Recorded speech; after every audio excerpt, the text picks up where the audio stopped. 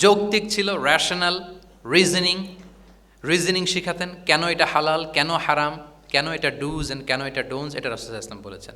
এবং he use to prioritise the youth in training and grooming. বিশেষ করে বয়স্ক সাহাবাদের থেকে যুবকদেরকে বেশি প্রায়োরিটি দিতেন তালিমের ক্ষেত্রে, তারবিয়ার ক্ষেত্রে, কারণ তারাই উম্মাকে লিড দেবে। তারাই কি উম্মাকে লিড দেবে। এই যে এখানে যারা বসে আছেন, আমার তো মনে হয় বয়স 25 থেকে 30, এর আগেই বেশিরভাগ। সো আপনাদেরকে লিড দিতে হবে আগামীর বাংলাদেশে, ঠিক কি না? এই জন্য রাসূল সাল্লাল্লাহু আলাইহি ওয়াসাল্লাম বাছাই করে করে কোন সাহাবীর কী ধরনের যোগ্যতা আছে এবং ইসলামের জন্য এটা কিভাবে কাজে লাগতে পারে, ওইভাবে সাহাবীদেরকে তিনি গাইড করতেন। এবং সেটার ফলাফল তো আমরা দেখেছি, খয়রুল কুরুনি করনি সুম্মাল্লাযীনা ইয়ালুনাহুম সুম্মাল্লাযীনা ইয়ালুনাহুম। এই ওহির জ্ঞানের স্পর্শে, এই শিক্ষার, এই তালিমের স্পর্শে তারা শ্রেষ্ঠ প্রজন্ম হয়েছেন।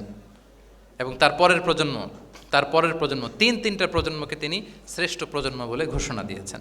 আমি আর দীর্ঘায়িত করব না। আমরা যদি রাসূল সাল্লাল্লাহু আলাইহি ওয়াসাল্লামের আনিত এই শিক্ষা পদ্ধতি আমাদের শিক্ষা ব্যবস্থার মধ্যে ইনক্লুড করতে পারি, তাহলে আমরাও আমাদের প্রজন্মকে ওইরকম শ্রেষ্ঠ প্রজন্ম হিসেবে গড়ে তুলতে পারবো ইনশাআল্লাহ বিইذনিল্লাহ। আওয়াজ করে সবাই পড়ে ইনশাআল্লাহ বিইذনিল্লাহ। আমি সবাইকে আবারও অন্তরের অন্তঃস্থল থেকে শুকরিয়া জানাই।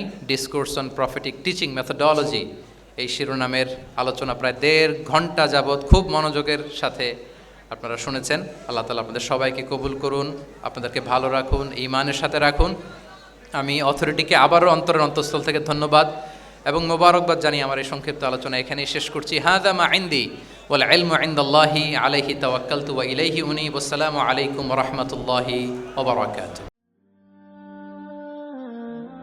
IUB media